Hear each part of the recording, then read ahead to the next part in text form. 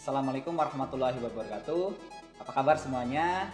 Saya harap semuanya dalam keadaan sehat walafiat. Pada pertemuan kali ini kita akan membahas tentang sistem penyimpanan arsip menggunakan sistem subjek. Apa sih sistem subjek itu? Yuk kita belajar bersama-sama. Sistem subjek adalah sistem penyimpanan dokumen yang didasarkan pada isi surat, bisa dari perihal ataupun isi ringkas dari surat tersebut. Sistem subjek disebut juga dengan filing system, di mana dalam menyimpan surat atau dokumen itu didasarkan pada isi suratnya. Tetapi sistem subjek mempunyai kelemahan, salah satunya adalah susah dalam pelaksanaannya, karena setiap orang bisa berbeda-beda untuk menginterpretasikan isi surat.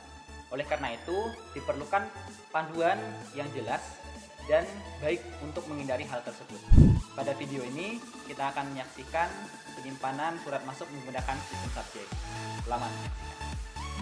Untuk mempermudah proses penyimpanan, semua peralatan dan klasifikasi sudah tersedia.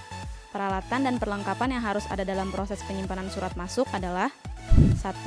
Filing kabinet. Filing kabinet digunakan sebagai tempat untuk menyimpan surat masuk dan surat keluar. 2. Buku agenda surat masuk. Buku agenda surat masuk digunakan untuk mencatat surat masuk.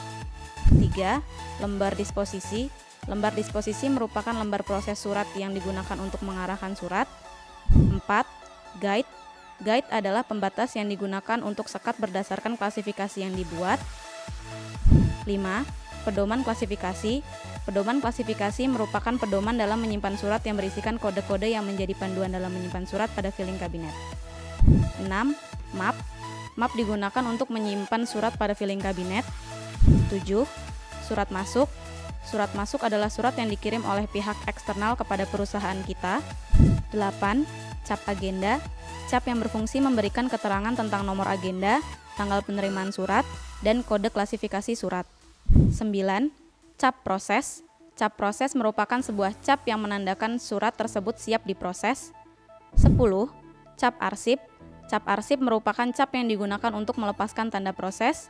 Artinya, apabila sebuah surat telah dicap arsip, maka surat tersebut dapat diletakkan pada filing kabinet. 11. Stapler. Stapler untuk menghimpun lembar disposisi dan surat. Ke-12. Staples. Staples merupakan isi dari stapler. 13.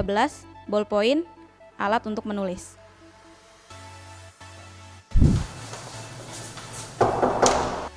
Selamat pagi, Pusat Studi Pendidikan dan Pengembangan Administrasi Perkantoran. Ada yang bisa kami bantu, Bapak? Selamat pagi, Bu. Di sini saya mau menyerahkan surat lamaran saya sesuai iklan yang saya peroleh 2 hari yang lalu. Baik, kami terima surat lamaran pekerjaan dari Bapak. Untuk informasi lebih lanjut akan kami hubungi via email atau via telepon. Ada yang bisa kami bantu lagi, Bapak? Saya rasa sudah cukup. Saya tunggu kabar baiknya ya, Bu. Terima kasih. Ya, sama-sama.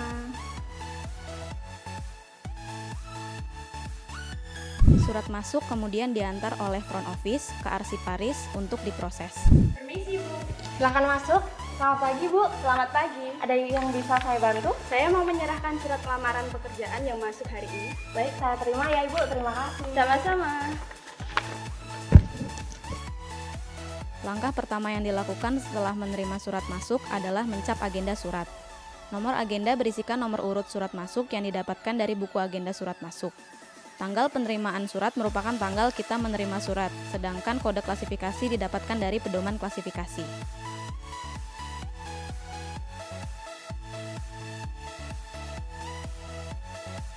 Langkah kedua yang dilakukan adalah mengisi buku agenda surat masuk.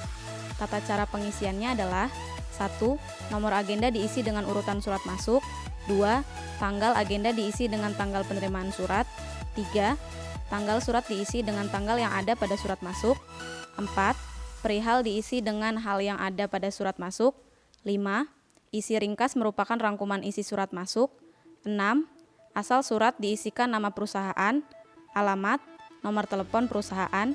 7. Hubungan dengan surat nomor diisikan apabila surat ini merupakan surat balasan yang sebelumnya kita kirimkan. Ke-8.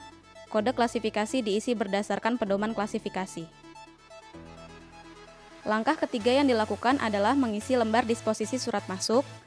Tata cara pengisiannya adalah 1. Tanggal terima surat diisi dengan tanggal penerimaan masuk. 2. Nomor agenda diisi dengan nomor urut surat masuk. 3. Kode klasifikasi diisi dengan kode klasifikasi surat masuk. 4. Isi ringkas merupakan rangkuman isi surat masuk. 5. Kepada diisi dengan alamat pada surat. 6. Lampiran diisi dengan lampiran pada surat masuk. 7. Tanggal surat diisikan dengan tanggal surat. 8. Nama diisikan dengan nama pengelola arsip. 9. Paraf pengelola arsip. 10. Sifat surat dipilih salah satu tergantung dengan isi surat. 11. Surat kemudian dicap proses. Setelah surat masuk selesai diproses oleh bagian arsiparis, selanjutnya arsiparis meminta disposisi kepada direktur. Ya, silakan. Selamat pagi, Bu. Ini ada surat masuk. Mohon untuk didisposisikan. Oke, ini akan saya langsung disposisikan ke bagian manajer HRD ya. Langkah keempat yang dilakukan adalah pengisian kolom disposisi yang dilakukan oleh direktur. 1. Tanggal terima atau tanggal disposisi diisi dengan tanggal pengisian disposisi. 2. Kepada diisi dengan bagian yang akan memproses surat. Dalam hal ini surat lamaran pekerjaan akan diserahkan kepada bagian kepegawaian. 3. Isi disposisi dipilih berdasarkan surat-surat dapat memilih lebih dari satu isi disposisi. Untuk surat masuk ini kita pilih nomor 1 dan 8, kemudian dituliskan kembali pada kolom isi disposisi. 4. Untuk dari diisikan atasan langsung yaitu direktur. 5. Paraf. Tolong langsung diantarkan ke ruangan beliau. Baik, Bu. Terima kasih. Setelah selesai menerima disposisi, kemudian bagian kearsipan mengantarkan surat masuk kepada bagian yang akan menerima disposisi. Permisi. Iya, silakan masuk. Selamat pagi, Bu. Selamat pagi. Ini ada disposisi surat dari direktur. Mohon untuk ditindaklanjuti. Baik, akan saya tindak lanjuti. Terima kasih. Sama-sama. Setelah surat masuk selesai diproses di bagian HRD, kemudian surat masuk dikembalikan ke arsiparis. Setelah surat selesai diproses, kemudian bagian pengelola arsip mencap dengan cap diarsipkan. Kemudian melakukan penyimpanan arsip pada filing kabinet sesuai dengan kode klasifikasi. Bagian pengelola arsip kemudian membuka filing kabinet dan meletakkan pada map yang sesuai dengan kode klasifikasi surat tersebut.